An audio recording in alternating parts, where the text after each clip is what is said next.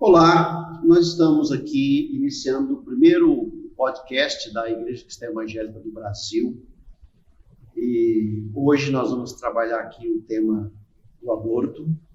Eu sou o pastor Luiz César, presidente da Igreja Cristã Evangélica, e estou acompanhado aqui da Raquel, que vai se apresentar.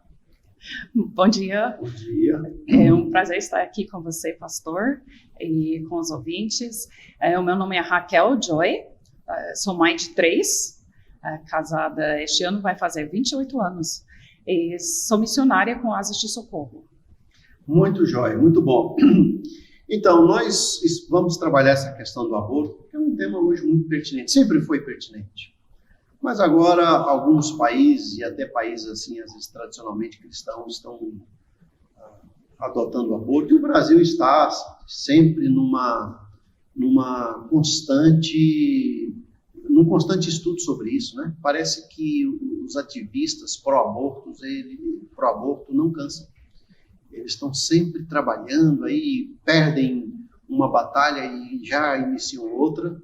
E nós, então, vamos conversar um pouquinho sobre essa questão do aborto, não só no Brasil, mas vamos falar um pouco de outros países, alguns temas, algumas perguntas que nós temos aqui para responder.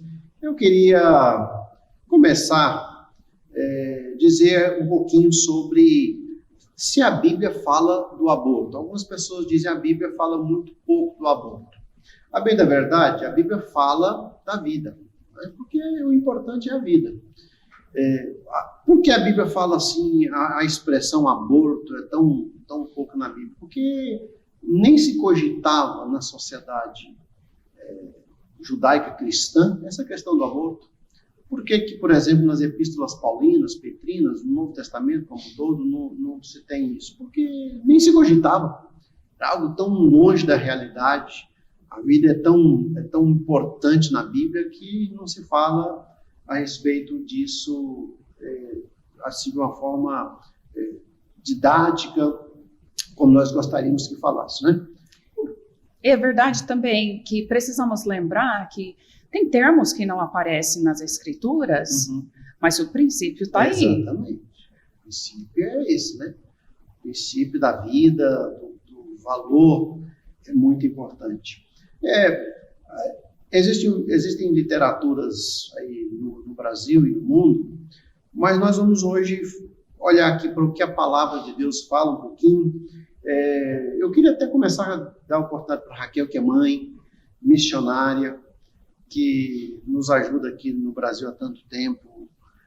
O que você vê, por exemplo, que textos bíblicos, Raquel, você poderia iniciar para a gente começar a nossa conversa e que nos ajudam a entender um pouquinho sobre esse princípio, o princípio da vida a partir das Escrituras Sagradas? É vida. É isso onde temos que começar, como você já falou. E a importância que a Bíblia fala, que Deus põe na vida. Ele é o criador da vida. Então, começando em Gênesis 1. Deus criou homem e mulher. Então, e ele soprou o sopro da vida neles. Então, temos que começar aí. Deus é o autor da vida e o sustentador da vida. E disse para o casal, sede fecundos.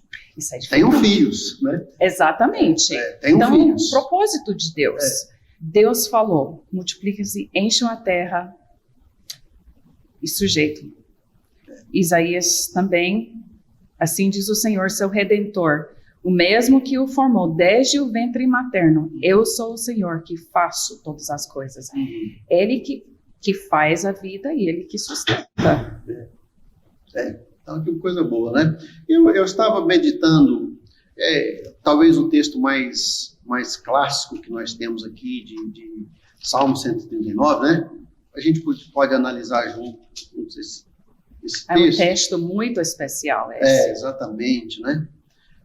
Aqui, Salmo 139, o versículo 13 em diante, pois tu formaste o meu interior e me teceste no seio de minha mãe. Olha aqui a imagem que Davi tem da própria gestação, né?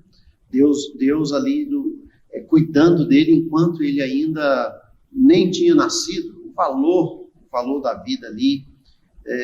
E aí Davi entende que Verso 15, os meus ossos não te foram encobertos quando no oculto fui formado e entretecido como nas profundezas na terra. Verso 16, os meus olhos me viram, os teus olhos me viram a substância ainda informe, e no teu livro foram escritos todos os meus dias, cada um deles escrito e determinado, quando nenhum deles havia ainda, né? Que preciosidade esse texto, né? E esse texto também, para mim, fala aqui, como o Davi falou, cada um dos meus dias está escrito e determinado.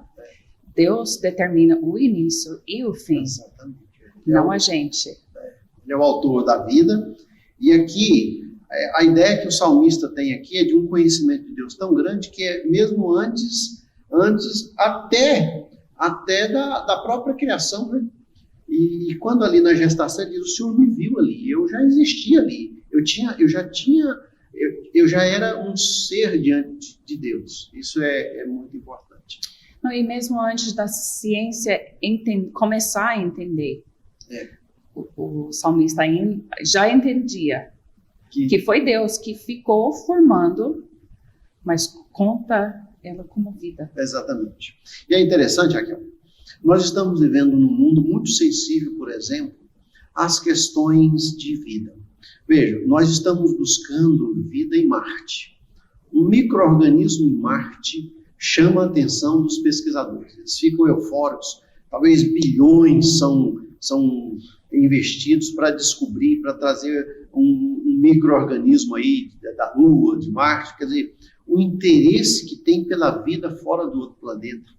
E um desinteresse tão grande da nossa sociedade, especialmente essa nossa sociedade aí mais ocidental, pela vida embrionária, né? Outra questão que a gente vê, por exemplo, um gasto muito grande aí para preservar as tartaruguinhas, preservar os animais, e é muito importante, nós como igreja sabemos que é importante essa preservação daquilo que Deus fez, mas ao mesmo tempo as mesmas pessoas que gastam tanto tempo para a preservação da natureza, da criação, têm uma dificuldade em olhar para essa questão do aborto como um crime, como o assassinato de seres humanos, e colocam pesos diferentes nisso aí, não é?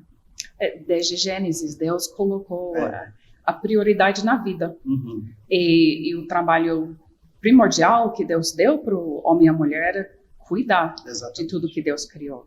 Então, a vida é importante. E a gente vê também, se a gente seguir pelo curso bíblico, como a família, né? Porque o aborto é questão de planejamento familiar, Adão e Eva deveriam ser fecundos e encher a terra. Nós vemos como Satanás, no início, ele já brigou contra a família, mas nós olhamos, por exemplo, no livro de Êxodo, quando o faraó queria que Israel partisse para longe para cultuar o Senhor sem os filhos. Ali já havia parece que o inimigo das nossas almas, ele tem uma dificuldade com isso, né? Então, veja, hoje, quando nós olhamos aí essa questão do aborto, até da união homossexual, quem é que é atingido no final disso aí? A própria família, a estrutura familiar, né? O inimigo quer distorcer ou quebrar o que Deus criou. Exatamente. Raquel, outros textos que nós podemos ver, você parece que...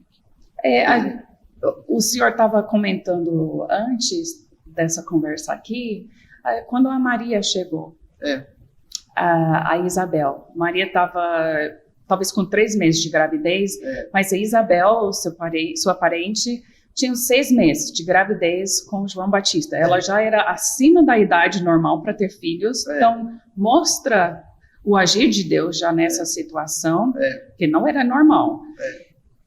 Mas ao encontrar a Isabel com Maria, o bebê na barriga, se manifestou. Isso é a vida. Então não podemos negar isso. Então, se chamamos de crente, ou se estamos buscando o que é certo. Exatamente. E não conhece a Cristo ainda. Temos que reconhecer que Deus já reconhece aquele bebê em útero como vida. Eu gosto muito desse texto. Para mim, ali é uma manifestação sobrenatural de que Deus tem um trato, Deus tem um zelo com aquela vida ali ainda no ventre da mãe, né? João Batista, ele se manifestou quando ele ouviu a voz de Maria e ele estava ali. Então, o que estava ali? Era um ser humano ou o quê, né? Agora, a questão que se tem é porque, veja, né, nas leis, agora na Argentina foi aprovado que uma gestação pode ser interrompida com 14 semanas.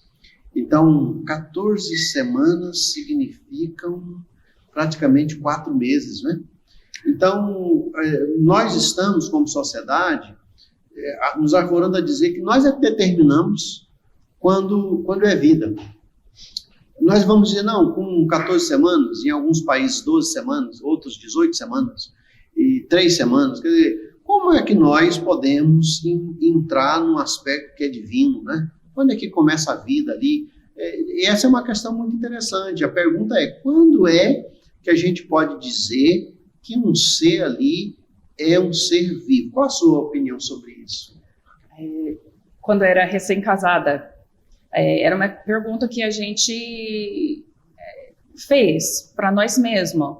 Discutimos e pesquisamos, falamos com outros pastores e irmãos mais maduros na fé, e realmente chegamos a crer mesmo que a vida começa na concepção. Uhum.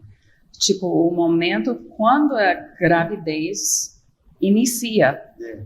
Daí já começa a multiplicação das células. Ciência está começando a entender um pouco, mas tem logo o batimento cardíaco, a respiração dos pulmões, a atividade cerebral. Então, só para dizer que não entendemos tudo, podemos julgar quando a vida começa, é muito arriscado. Exatamente. Eu acho que a gente não deveria entrar nisso, né? Deveria haver um respeito muito grande.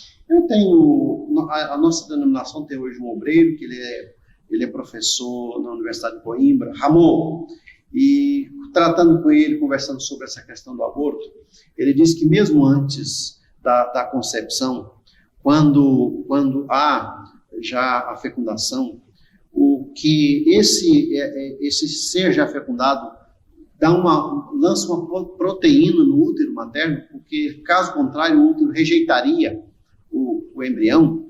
Então, ele já manda ali uma proteína para que essa proteína informe ao útero que está chegando ali algo que não deve ser rejeitado. Então, antes mesmo do embrião do útero ser fecundado ou receber essa habitação, ele já recebe uma informação que deve aceitar aquele ser que vem. Não é? É fantástico isso aqui. E um texto que me faz assim pensar muito, quando, por exemplo, Lucas 1, 31 e 32 diz que Jesus ali, ele veio como criança, né? Jesus foi bebê. Então, imagine que Maria ali teve uma gravidez indesejada.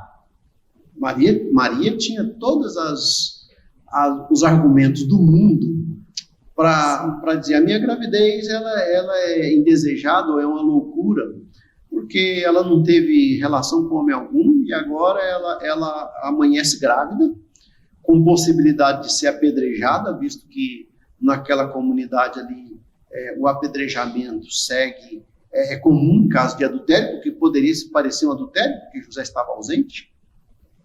Mas o texto bíblico nem menciona a possibilidade de aborto, né? E ela talvez estivesse correndo risco de vida, porque ela poderia ser levada para a praça e apedrejada porque amanheceu grávida, sem José, o noivo, e ela nem pensa nisso. Mas o nosso Senhor Jesus se dignificou. É isso que é muito interessante. Primeiro, ele é nascido de mulher, ele vem como um bebê. Ele poderia ter aparecido já adulto, como Adão apareceu no jardim. Jesus poderia ter vindo com os anjos e já dominado, mas ele preferiu vir como um zigoto, um embrião, um bebê. Veja que ele passou pelo processo de todos nós. Isso, o processo todo. Isso dignifica a humanidade, né? Então, é algo assim que é estupendo pensar que Jesus entrou nisso aqui. Raquel, o que, por exemplo, levaria uma família, uma mulher hoje, não cristã, mas especificamente uma mulher cristã, a cogitar as possibilidades do aborto? Será que, por exemplo, questões econômicas, ou um erro moral que ela quer se livrar? Será que o que a experiência tem nos dito, né? Tudo isso. Estava pesquisando até algumas pessoas que nasceram, que eram para ser abortados. Uhum. Uma era a 14ª filha. Então, a mulher passou por anos e anos e anos naquele sufoco de crianças, bebês pequenos. Uhum. E é um trabalho. Para troca de fralda, lavar roupa, cozinhar para todo, manter a casa, cuidar do marido. Então, questões físicas e econômicas, financeiras, são questões grandes quando fala de famílias grandes. Exatamente. No momento errado, outras mulheres, tipo, fora do casamento, ou antes, né? Ou, tipo, estou iniciando minha carreira, então não é o momento propício agora, então não é somente mulheres de baixa renda, mulheres de alta renda. Tipo, não é o momento certo. Não é com meu marido, a gente não planejou isso, então está fora do meu planejamento, então todas essas são questões que eu ouço. Como se um erro justificasse o outro, né? Sim. Um erro justificaria o outro. Como eu cometi um erro, eu preciso me livrar desse erro, e vai acentuando aquele caso. A Bíblia diz que um abismo chama outro abismo, né? Então, em vez da confissão, de enfrentar aquele problema e preservar uma vida que está ali, que não tem nada a ver com nada daquilo ali, a pessoa entra para uma área aí que é pecaminosa e errada.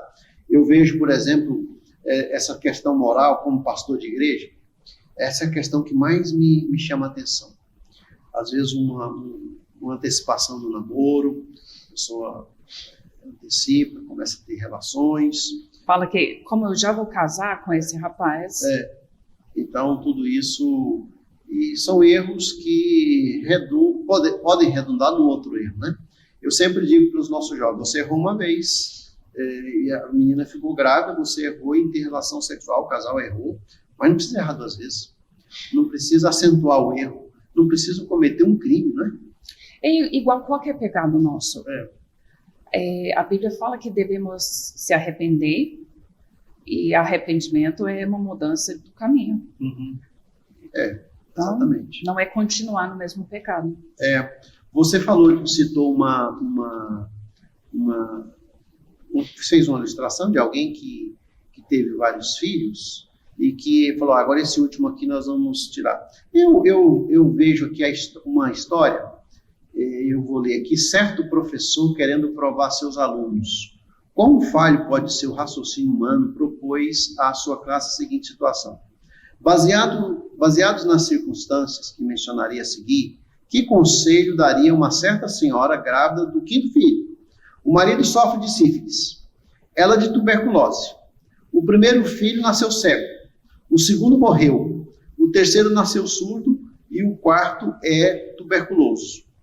Ela está pensando seriamente em abortar. Que caminho você aconselharia a essa pessoa? Está vendo aí? Vou repetir aqui, ó. O marido sofre de sífilis, ela de tuberculose, seu primeiro filho nasceu cego, o segundo morreu, o terceiro nasceu surdo e o quarto tuberculoso. E que conselho você daria a essa família? Você sabe, Raquel, que esse 5º filho nasceu e sabe quem ele era?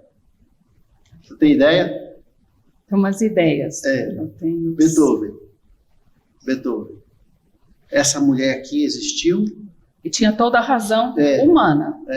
E esse 5º filho aqui é Beethoven. E para trazer mais para o nosso dia a dia, tinha uma mãe que tentou 2 vezes acabar com a gravidez por vários motivos. A financeira era no meio aí. Não deu, não funcionou, não conseguiu. Acabou nascendo, isso é Cristiano Ronaldo Júnior. Olha aí, né? Então, não podemos dizer que nós sabemos como vai terminar. Exatamente. E o outro é o Steve Jobs, que começou a Apple. Exatamente. A mãe não conseguiu, então, em vez de terminar a gravidez, que estava quase pré-S, mandou para adoção. Exatamente. Ele buscou ela depois para agradecer a ela. E ela se pediu perdão, tudo, mas ele falou, não, eu sou muito grato que a senhora me deu vida. Exatamente. Porque não podemos nos colocar no lugar de Deus por motivos, às vezes, egoístas e dizer, seria melhor terminar a gravidez agora. Exatamente. Só Deus sabe. Só Deus. O propósito que ele tem para a vida. E o que eu tenho visto é assim, nesses movimentos ativistas, feministas do Brasil todo, e é o que dominou lá a discussão na Argentina, que é o direito da mãe. A mãe tem o direito sobre o seu corpo. A gente diz assim, a mãe tem direito sobre o seu corpo, viu? Desde que esse direito, ele não atinja o direito que o neném tem de nascer, né? Ele não pediu para nascer, ele não pediu para ser gerado. Então, como é que nós podemos priorizar o direito da mãe em detrimento do direito de um neném que está ali, que não pediu, né? O direito à vida. Eu acho que hoje o mundo científico entrando nisso aí vai dizer para nós que o embrião não é vida. É isso que estão dizendo. Só que, no início, no Brasil, a gravidez, ou nesses outros países, a gravidez era interrompida, aí, às vezes, no primeiro mês, no segundo mês. Agora, na Argentina, com 14 meses. E eu li que já há países com 14 meses não, 14 semanas, ou 16 semanas agora. Então, veja que a sociedade vai cada vez permitindo um pouquinho mais. Era um mês, agora 2 meses, agora 14, uma semana, 2 meses, 14 semanas, 16 semanas, veja, o homem não respeita a placa, né? Eu não tenho dúvida que a nossa sociedade quer partir para uma legalização total, completa, e mesmo países aí tradicionalmente cristãos, eles estão cada vez abrindo mais, né? Quando Paulo fala que nos últimos dias os dias seriam difíceis, os homens seriam implacáveis, é que não respeita a placa. Veja, no Brasil, o aborto é permitido em 3 situações. Primeiro, em caso de estupro, que seria uma gravidez indesejada. Veja que isso aí é muito relativo, Eu conversei com uma moça certa vez que chegou no meu gabinete e disse assim, pastor, eu quero abortar porque eu fui estuprada. E depois de convencê-la a não fazer isso, depois dela eu ganhar a confiança dela ali num aconselhamento, ela falou, pastor, a bem da verdade eu não fui. Foi um caso que tive aí, mas para minha família falar que eu fui estuprada era mais conveniente. Veja, então uma pessoa pode chegar, por exemplo, diante de uma autoridade judicial hoje no Brasil e falar, eu fui estuprada e pronto, ninguém vai vasculhar aquilo ali. Então, primeiro que é impreciso isso no Brasil. Segundo, em caso de crianças que eles chamam de anencéfalas, né? Que não tem o cérebro, ou que não vai ter uma capacidade cognitiva já definida ali no outro. E a terceira é em caso de risco de vida da mãe.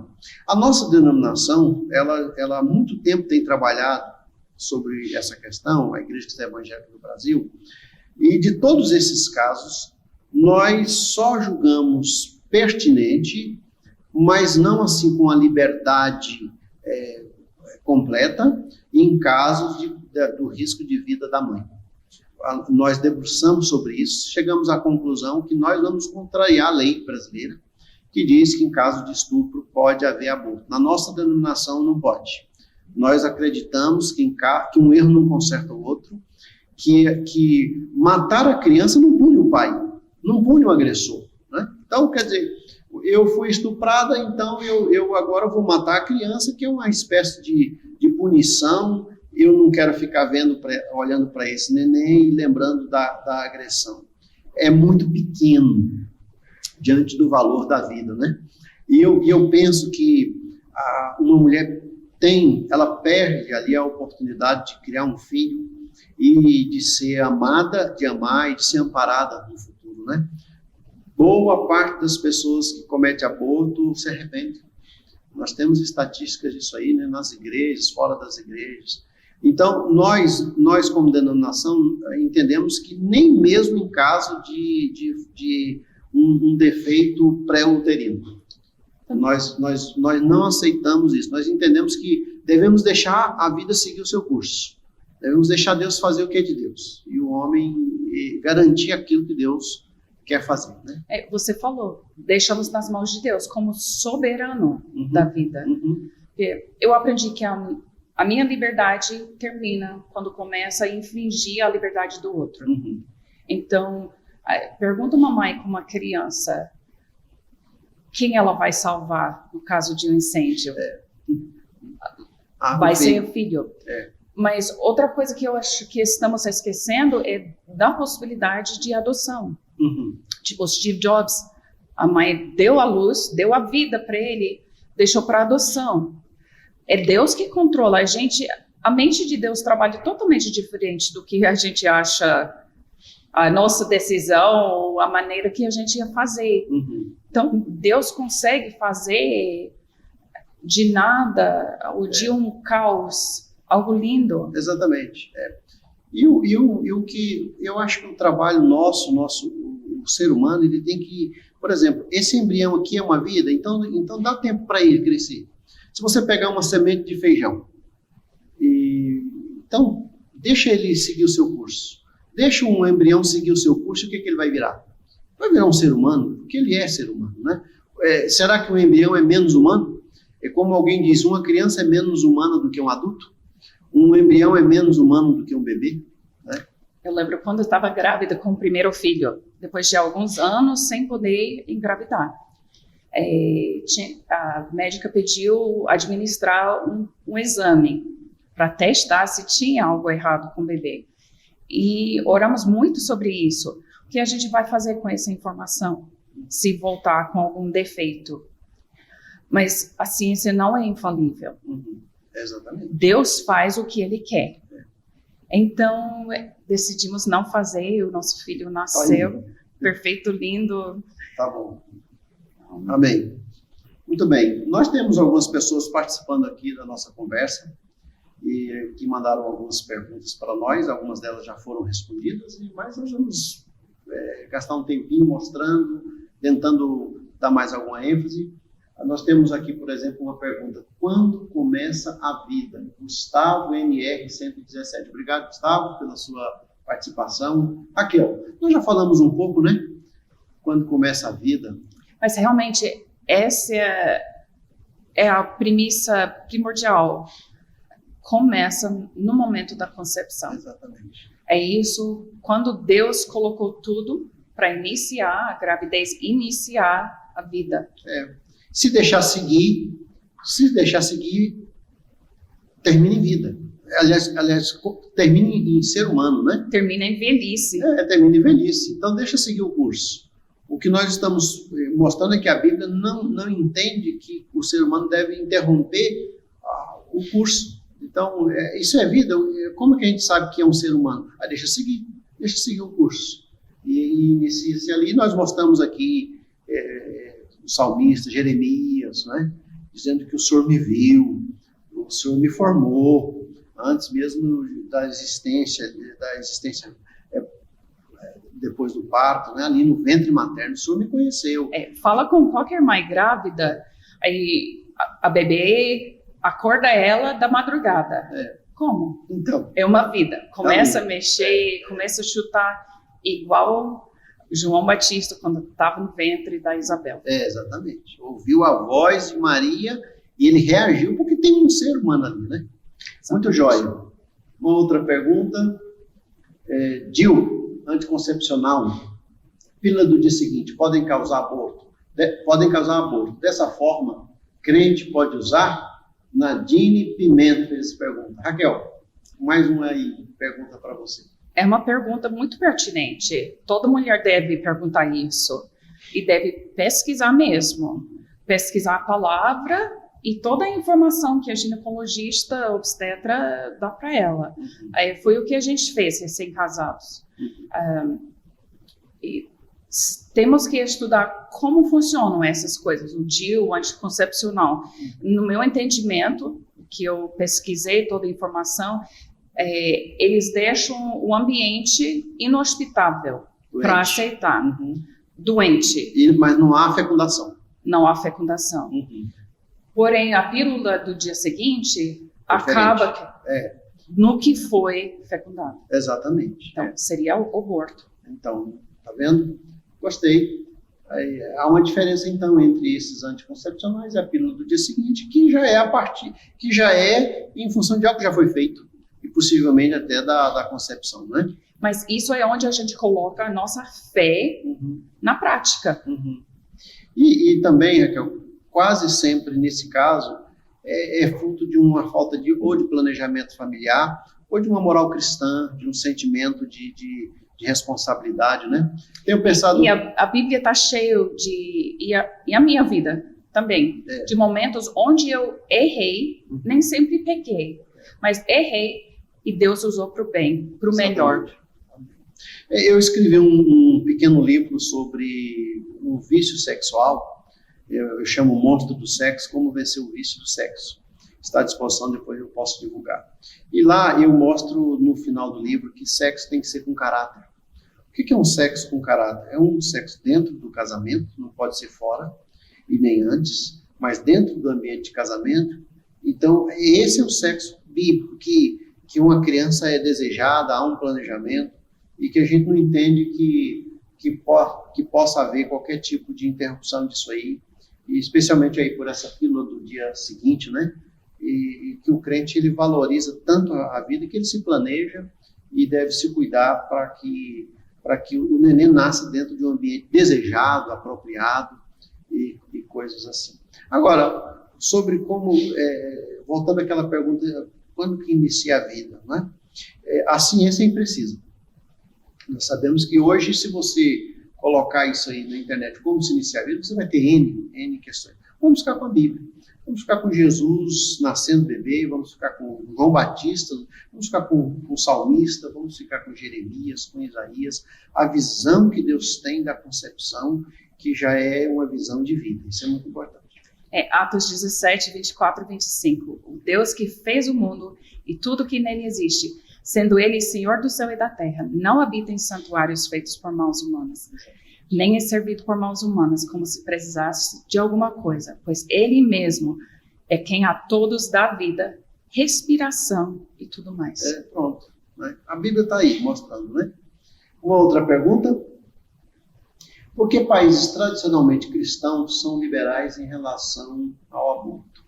Eu gosto dessa pergunta do Rafa Silva, @RafaSilva _F, porque eu estava vendo, por exemplo, que nós temos países que não são necessariamente países predominantemente cristãos, como católicos, mas não são mais países, por exemplo, como a Alemanha e agora Coreia do Sul, tem uma abertura para o aborto muito grande, né? Holanda, países assim que eu diria que passaram pela reforma protestante de um modo mais acentuado, Estados Unidos.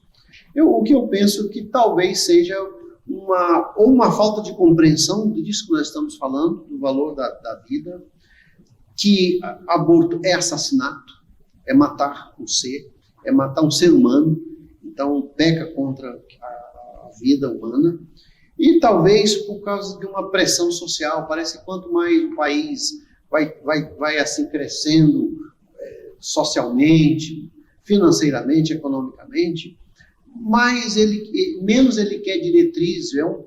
Parece que o homem não quer mais regras, né?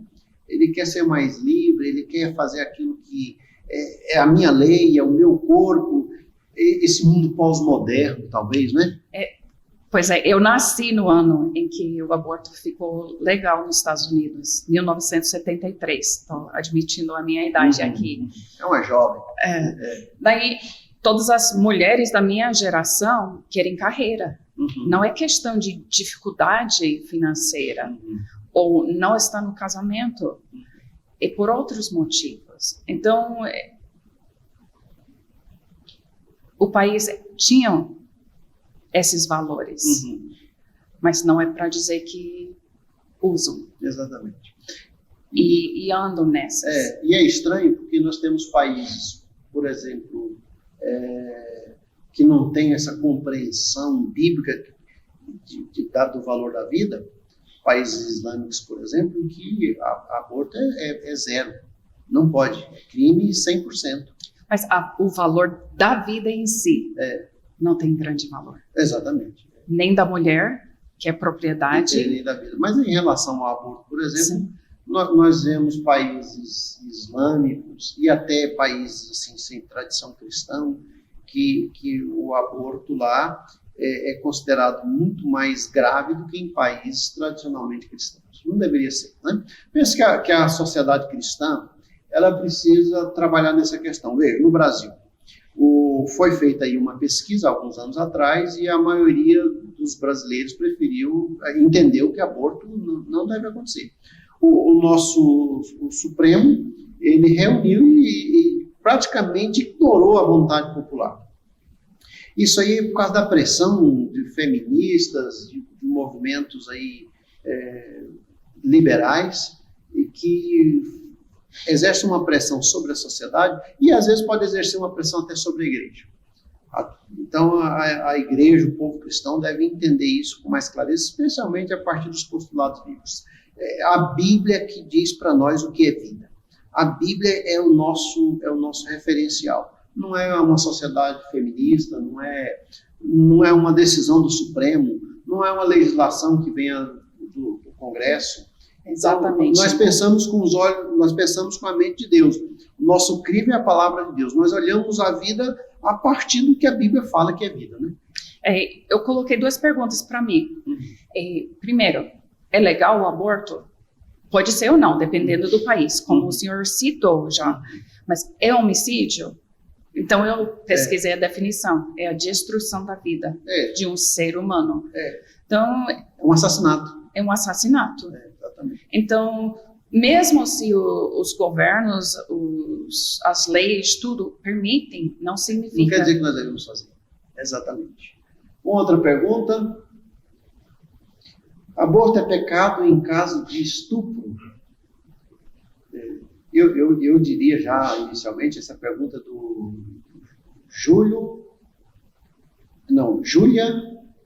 Juliane Roriz.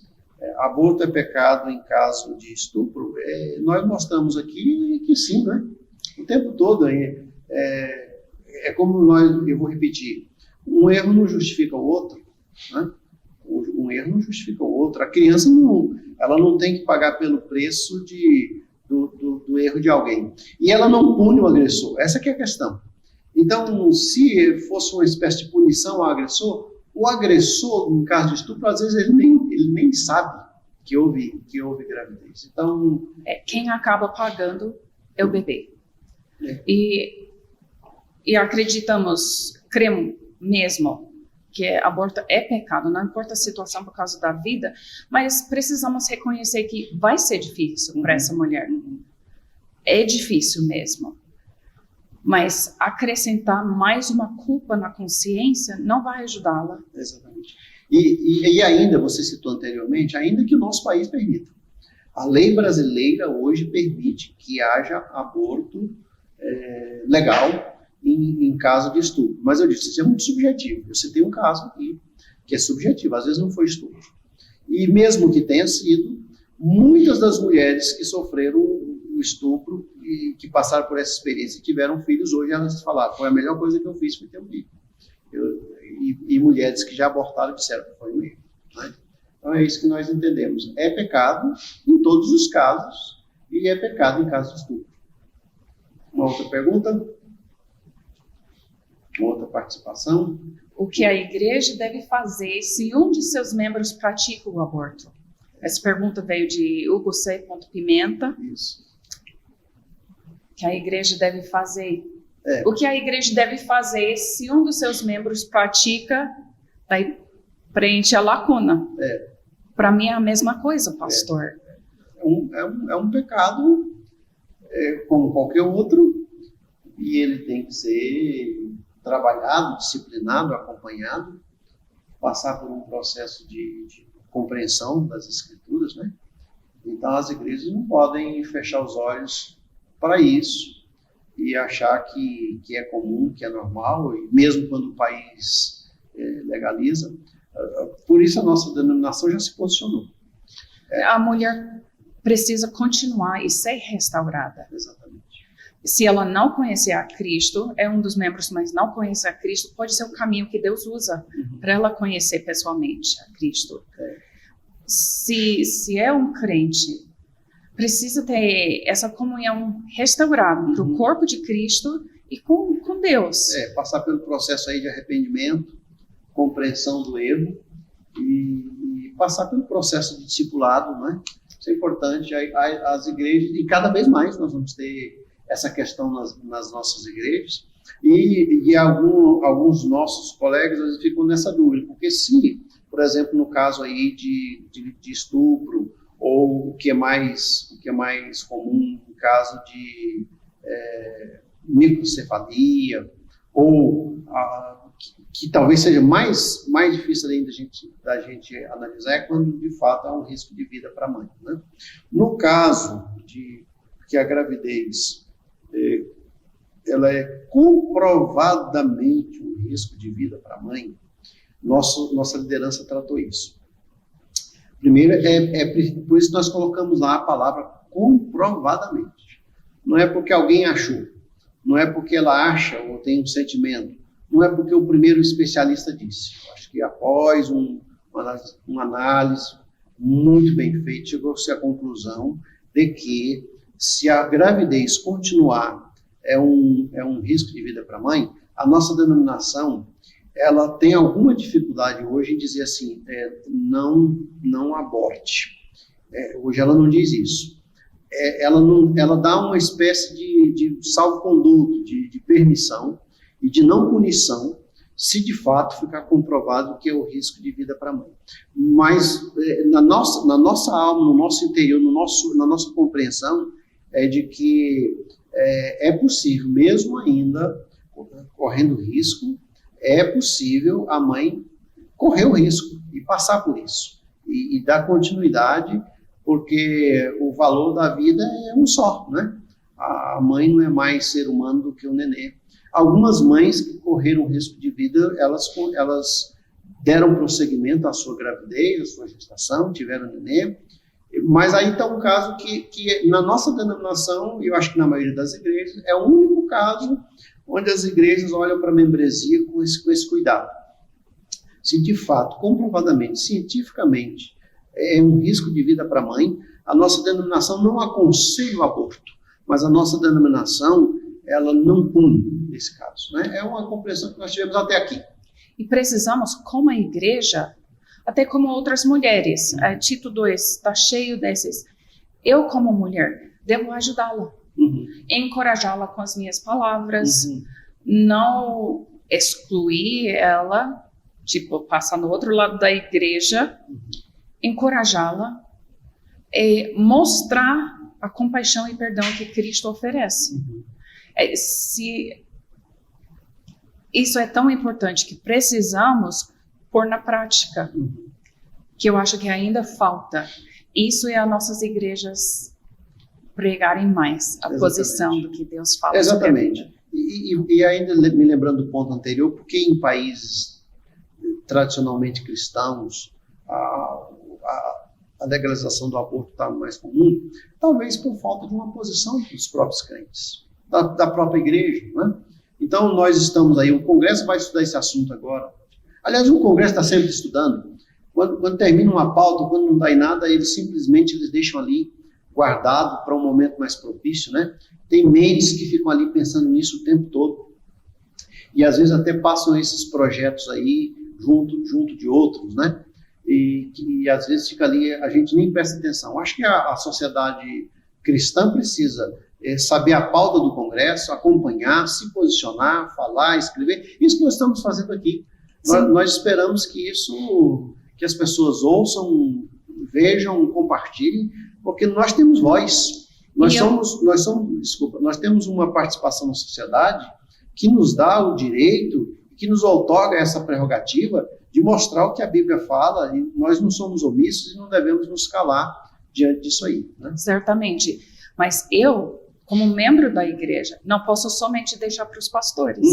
Eu preciso estar na palavra, estudando o que Deus tem a dizer sobre isso. E a outra coisa que precisamos lembrar, como membros da igreja, precisamos cuidar com as nossas palavras. Não ficar julgando com as nossas palavras, mas deixa as nossas palavras sejam cheias de amor e verdade. É verdade. Não somente a verdade, não somente amor, mas os dois andam juntos para pôr na prática o que a Bíblia fala. Muito bom. Mais alguma pergunta? A Bíblia fala sobre o aborto, onde? Alice Rebouças. Obrigado, Alice, pela participação. Nós mostramos aí, né? Eu tenho uma compreensão de que a Bíblia fala muito pouco sobre a expressão aborto, né? Jó chega a falar que ele preferiria ter sido um abortado do que nascer e sofrer tanto que ele sofreu. E ele fala isso no início da sua luta, da sua angústia, da sua crise com Deus. Lá na frente ele se arrepende disso. Ele diz, não, Deus está nisso, né? E ele não está dizendo que preferiria ter morrido dentro de um ambiente saudável. Lá na frente ele corrige essa expressão. Mas por que a Bíblia não fala muito sobre isso? Porque a Bíblia não cogita isso. A Bíblia cogita a vida. Eu vim para que tenham vida e a tenham em abundância. Jesus nos fala em João capítulo 10. Então, a Bíblia é cheia de vida, a Bíblia é cheia de expressão de vida. Quando Deus criou o mundo, por exemplo, ele criou milhares de espécies, né? Milhares de pássaros, milhares de peixes. Tudo é muito na Bíblia, tudo na Bíblia é multiforme, é rico, é vivo, e o ser humano é essa diversidade. Nós, por exemplo, olhamos para não existe um ser irrepetível, ninguém é igual, jamais vai haver um ser humano igual ao outro. Então, veja que valor que Deus dá a isso. E nós devemos, como igreja, além de ver isso, essa questão, há uma questão que eu tenho me preocupado, Raquel, que é a questão da bioética, né? Os cristãos eu não vejo muita profundidade nessa questão da bioética, da clonagem terapêutica, do uso de embriões para cura, né? Quer dizer, é quase aqui um canibalismo, pegando um embrião, um ser vivo, para ajudar um outro ser vivo. Então, eu acho que nós, como igreja, precisamos entrar nessas questões aí, nossos estudiosos, nossos jovens, que é a questão da bioética. Nós estamos deixando outras pessoas falarem da bioética. Nós, os cristãos, precisamos estudar isso com mais profundidade. É um desafio aí para os mais jovens, para os estudiosos. Coisas que os nossos antepassados não tinham que enfrentar. Exatamente, né? Mas temos a palavra de Deus, que não muda. É infalível. Tá bom. E precisamos aplicá-lo à nossa vida. Muito bom, muito bom. Então, uma passagem que eu li que é muito interessante, que não fala usando o termo de aborto, nem o aborto espontâneo. Não. Isaías 45 fala do oleiro, que pega o barro e cria algo, e alguém reclama porque o vaso não tem alça, ou não entende o porquê o oleiro está fazendo. Não fala, por que você gerou essa vasilha? Por que você, mãe, gerou essa vida? Ou por que você deu à luz? Deus respondeu, por acaso vocês querem saber as coisas futuras? Querem dar ordens a respeito dos meus filhos e a respeito das obras das minhas mãos? Então, acabamos questionando os propósitos de Deus. E as nossas mentes são muito pequenas para isso. Então, bom, muito bom. E mais uma pergunta. Se a vida da mãe estiver em risco, o aborto é válido? Preservar a vida do filho ou da mãe? Nós falamos sobre isso, né? Mostramos que hoje a nossa denominação, com muita dificuldade, ela entende que em casos comprovadamente de risco, que a mãe ela não tem uma orientação para fazer, não tem um conselho para fazer, mas é que ela não teria assim uma punição, uma disciplina sobre isso, né? Essa pergunta aí veio do Caio Martins. Obrigado, Caio. A nossa posição. E que o que nós temos visto que algumas mães, elas pagam o preço. Elas querem e elas seguem, né? Dentro de um ambiente normal, de uma racionalidade, de uma vida cristã madura, as mães, algumas seguem preço. Hoje há muito recurso. Dizer que a mãe corre risco de vida em função de uma gravidez, eu particularmente tenho visto um pouco. Claro que deve haver caso, mas parece uma forçação ali, né? Não, é risco de vida, é risco de vida. Será que esse risco de fato é contundente? Será que é um risco de vida comprovado mesmo? Ou é ali, às vezes, um pequeno salvo-conduto aí, uma pequena liberdade para algo que não precisaria? Eu conheço uma mãe que já faleceu. Ela tinha que parar o tratamento de câncer porque engravidou. Com certeza não foi planejado, nem o câncer, nem a gravidez. Ela parou o tratamento porque tinha que escolher entre a vida dela ou o bebê. Ela escolheu o bebê, então o câncer progrediu, ela deu à luz. Então, esse filho já é um jovem. Mãe faleceu. Acho que ninguém ia escolher diferente. Foi fácil a decisão para a mãe e para o pai? Não, com certeza não. Mas valeu a pena, sim. Exatamente. Mas não é fácil. E aí é um caso assim, cada mãe, a nossa denominação pensa assim, o núcleo familiar, o acompanhamento pastoral ali, é que vai trabalhar essas questões, né? E nesse caso nós vamos dizer assim, temos essa pequena abertura com muita dificuldade. O que nós gostaríamos mesmo é que não tivesse isso, que as crianças nascessem com toda a liberdade, dentro de um ambiente familiar, dentro de aquilo que a gente chama de vida cristã com caráter, com saúde espiritual. Isso é muito importante, né? E precisamos andar em oração por essas irmãs que enfrentem situações assim. Que Deus vai deixar claro nos corações delas. Mais uma, como a igreja deve agir com gravidez infantil por motivos banais. Essa aí vem do Carlos, underline 25.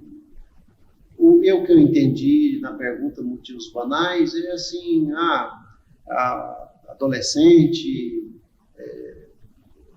com um namorado tiveram um caso aí fortuito, sem muita responsabilidade, e acabou ficando grávida, né? Como a igreja deve agir? Eu acho que a gente respondeu, agir da mesma forma que age em qualquer outro caso de pecado, não é isso? Sim. Não deixar o bebê pagar o preço do pecado da mãe. Exatamente. Devemos chegar ao lado, o pastor aconselhar e os membros da igreja orar por essa mãe, porque com certeza houve várias outras situações na vida para chegar nesse ponto. É pecado, sim. E aqui, por exemplo, os pais podem dizer, puxa vida, a criança ainda é uma criança ou um adolescente, e que se ela tiver esse neném, isso vai prejudicar a carreira, o futuro, um casamento mais promissor, alguma coisa assim. Então, a interrupção da gravidez, ela justifica isso na sua mente. Mas seria um segundo erro, né? Um erro foi não cuidar e permitir, ou de alguma forma, que houvesse essa gravidez, seja por falta de cuidado, alguma coisa assim. Mas um erro maior seria o assassinato. Uma criança que poderia nascer e ser assassinada em função do bem-estar dessa criança, desse adolescente, dessa situação. Não falamos muito sobre adoção, mas é uma opção muito viável hoje em dia. Tenho várias amigas, a família adotaram 1, 2 ou 3 filhos. E Deus tem honrado isso.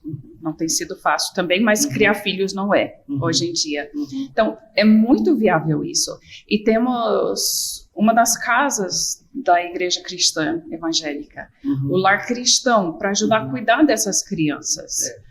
No intervalo, depois de nascer, antes de serem adotados. Então, Deus tem os caminhos trilhados.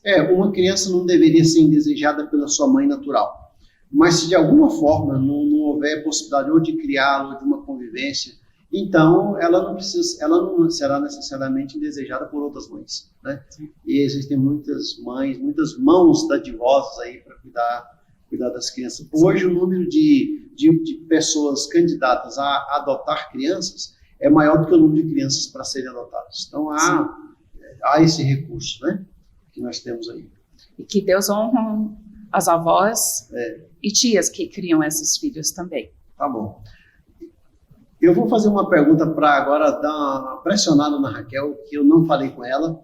Raquel, tem sido muito comum aí a questão de barriga de aluguel. Uma mãe que usa da barriga, uma pessoa que usa da barriga até da própria mãe, ou de uma filha, de um terceiro, para ter o seu próprio filho. Te peguei de jeito aí agora, hein? Como é que você sai dessa aí? Pegou mesmo. Não estamos falando de um bem, estamos falando de vida. Isso vai de volta àquela premissa. Então, para mim, eu responderia que como não é um bem, não é nada para vender. É uma vida. Tem outras opções? Tem. Barriga para aluguel, eu entendo a questão que você quer, sua genética, entendo tudo. Mas às vezes não é de aluguel. Às vezes, por exemplo, é uma pessoa amiga que vai ali emprestar o seu útero, né? Como é que... Como é difícil? Tendo dado luz para 3. Como bênçãos de Deus, dádiva mesmo. Depois de anos pensando que a gente não ia ter filhos. O vínculo com os meus filhos começaram antes de nascer. E para mim, para quebrar esse vínculo seria muito difícil. Sem razão. E eu já vi vários casos onde a mãe se arrependeu. Ou no segundo dia de vida, a mulher com a barriga mudou de ideia. Nós temos filmes sobre isso aí, né? Exatamente. É difícil, então, para brincar com as minhas emoções, e a gente sabe que hormônios na mulher e muitas emoções envolvidas, eu acho que não é muito sábio, não. Parece que na comunidade cristã isso não é comum, né? Mas cedo ou tarde, o que é feito lá fora chega dentro da igreja, a gente vai precisar tratar desses casos, né? Parece que o natural é que a família tenha seus próprios filhos, e hoje o recurso da adoção, como você falou, é muito comum, né? E eu acho um artifício muito arriscado também, emocionalmente, e parece que não segue um curso natural, né? Tá bom. Tem bastante famílias com filhos da criação que são muito amados. Quem foi a mãe acaba sendo irrelevante. Os filhos do coração, né? Tá bom. Da nossa parte, eu acho que nós terminamos por aqui esse nosso primeiro podcast, acompanhado aí pela Vink, que nos assessora aqui. Muito obrigado. Obrigado, Raquel, pela disponibilidade. Aí um assunto que nós devemos pensar, orar, tratar com muita seriedade e não ficar a reboque dele, né? Nós não vamos deixar essa questão do aborto, da legislação, aos cuidados só de parlamentares, de supremos e de juízes. A igreja tem o seu papel, isso aqui nós estamos já cumprindo o nosso papel, vamos divulgar, vamos orar pelas nossas igrejas, vamos trabalhar com os nossos jovens, vamos ensinar para os nossos jovens e adolescentes o valor aí do casamento, do planejamento familiar, do sexo com caráter, da beleza espiritual, e vamos ver o que a Bíblia está falando sobre isso, né? Sim. Muito bom, obrigado, Deus abençoe, obrigado aí aos nossos ouvintes, participantes, um abraço a todos.